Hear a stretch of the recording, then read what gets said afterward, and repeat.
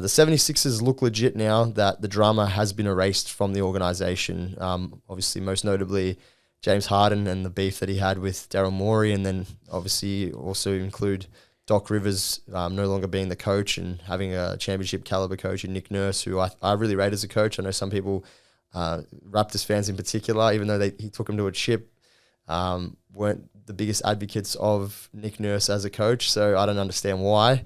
But at the end of the day, when you've got a guy of that caliber coaching your team, and a guy that looks like he's a really good people person, and then you add in to the mix that, despite this tumultuous off-season that they had, Tyrese Maxey now has a defined role. He's emerged into an all-NBA caliber player, the perfect co-star, in my opinion, to a guy like Joel Embiid, because Joel Embiid is more of like you could say he's like an ISO kind of player, even though he's a center. He likes to have the ball in one-on-one situations. He doesn't really like, create for himself. Not create for himself, but he needs someone else creating for him. Whereas, James Harden also, he wants to create for himself. He doesn't really look to create for others. Obviously, he's got that ability to do so. But I don't think those two, both being very slow style of players, were the best complement for each other. But Tyrese Maxey, who loves to push the ball in transition, he likes to, get out. He's got ability to shoot threes, shoot the mid-range, hit floaters, get to the lane, get to the rim, can dunk. Underrated defensively, really good playmaker. That's probably one area of his game that's really popped out to me, and how well he passes the ball and finds guys. But yeah, just in general, I think they're the perfect complement to one another. And Joel Embiid really respects Tyrese Maxey as well. He said Tyrese is always in the gym at the facility at 7 a.m. with a smile on his face, and it's just infectious, and he makes other guys want to work. And then I was listening to Pat Beverly, or Pat Bev, I don't know why I said Pat Beverly, Pat Bev, that's what we know him as. He was talking on his podcast about helping Joel Embiid with extra conditioning, and that's the kind of mentality you need to have, and that's the kind of guy you need in that organization. As much as shit we hang on Pat Bev, best offensive rebounder, point guard. Yeah, but it's just he's just a really good glue guy and a really good guy to have in your organization. It's like the guy that you hate to play against, but a guy that you love on your team, a bit in the similar mold to a Dylan Brooks. But then you add in Kelly Oubre, obviously the whole controversy with how that car accident took place, or getting hit by a car. We wish him all the best here. See the footage?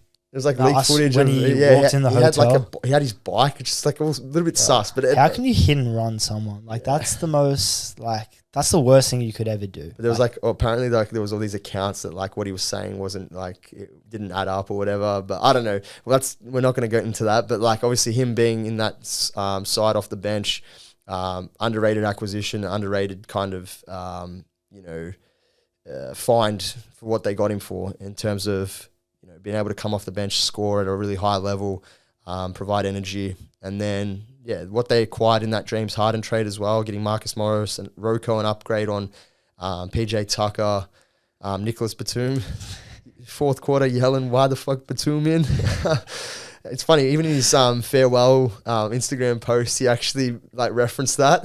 It was so funny. So good. But a guy with as much experience as Nicola Batum coming in, I think is really valuable for the 76ers. And they still got Furkan Korkmaz, Jaden Springer, Gunn, Tobias Harris, I forgot to mention as well. So I feel like that roster is still constructed well enough to obviously make a run at a championship.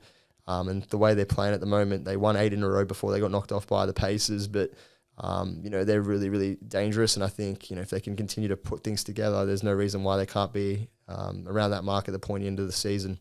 Yeah, 100%. Definitely updated the depth chart. Obviously with Harden, I guess you have no choice not to.